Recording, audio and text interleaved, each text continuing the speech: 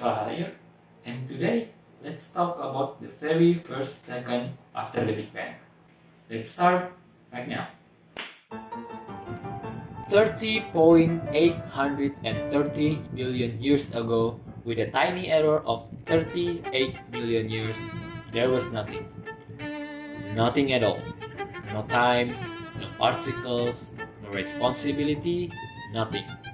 For the human construct of time to exist, there would need to be at least two pieces of reference to compare, like an apple and this art collection book. And since nothing was there, nothing existed, except for possibly virtual particles that exist independent of time. And why is that? Because recent and complicated physics, no question. And then there was a sudden click. Nothing instantly became everything. Now, for the reason for this click is an unanswered question. Perhaps the virtual particle randomly get very angry and spawn this universe, possibly one of the infinites inside an eternal multiverse. Or maybe the Big Bang marked the beginning of this one instance of cyclical universe that has no beginning or no end. And if you want to complicate matters even further, as if it's not bad enough, add a creator to it all. Yet, regardless of your choice, you end up with the issue of infinite regression. Something will have forever existed without a cause, be it the multiverse, space-time fabric, or God. What we can be sure of though, is that the Big Bang happened, thanks to the measured temperature fluctuation in the cosmic microwave background. But because at time zero, the temperature and the density of space-time was infinite, our theories of general relativity break down when trying to explain this instance. Welcome, our savior, quantum mechanics. It's still pretty bad at explaining the moment of the Big Bang, yet at least it tries its best.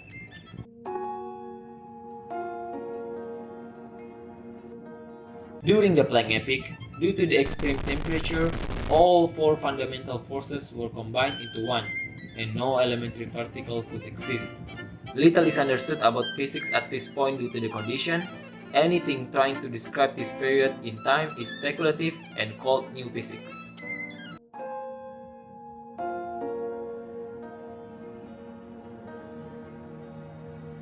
After a very long time of 10 to the power of negative 36 seconds, as the universe cooled, the one combined force would split into gravitational force and later the strong nuclear forces, leaving behind the combined electroweak forces.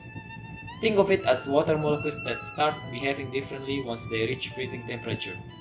So, would the force behave differently depending on the extreme temperature? This change would fundamentally affect how everything interacts, such as particles that had no mass could suddenly acquire mass by starting to interact with the Higgs field.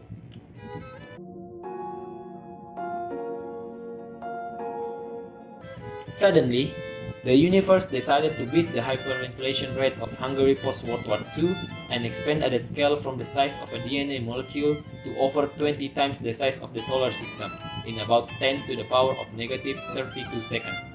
Now wait a second, isn't that much faster than speed of light that we can never be crossed? Yes, but that rule only applies to the object inside the universe, not the expansion of the universe itself. What caused the inflation? We don't know. We assume it could have been the electroweak force separation or the aliens running the simulation getting bored of waiting for so long.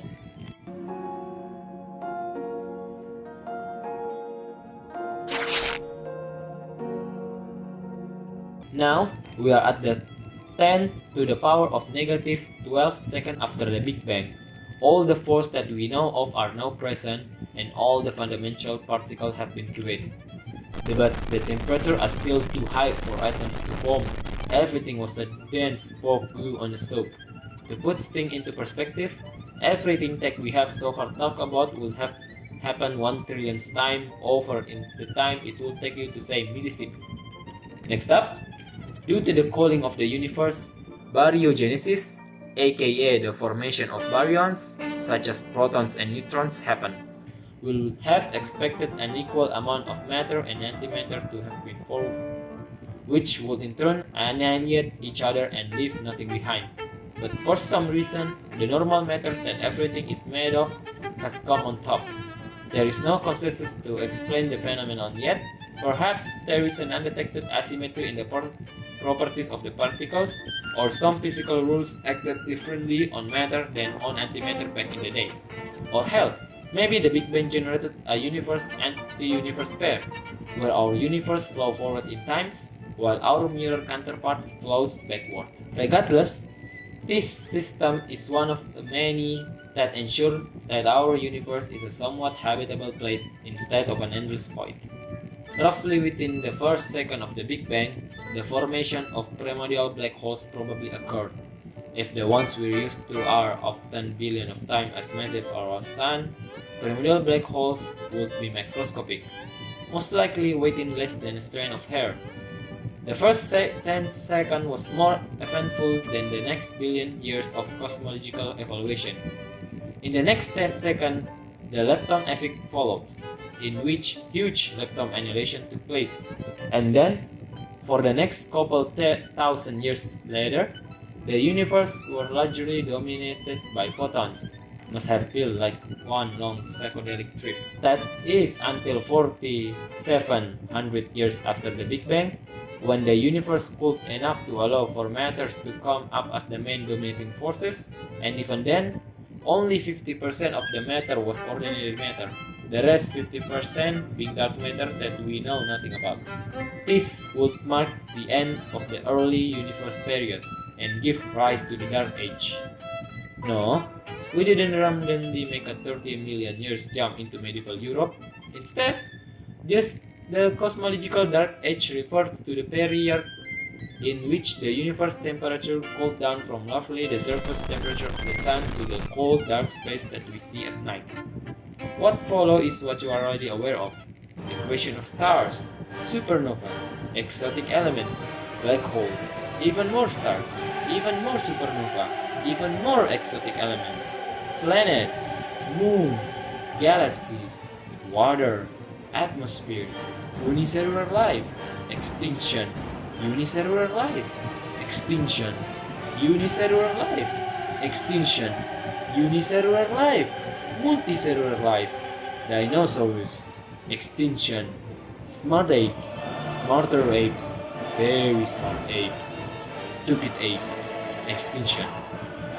And this is only up until this moment. To us, the first second after the Big Bang might have felt like any other second, even though during it, the universe evolved as much as it did in the next 30 billion years after.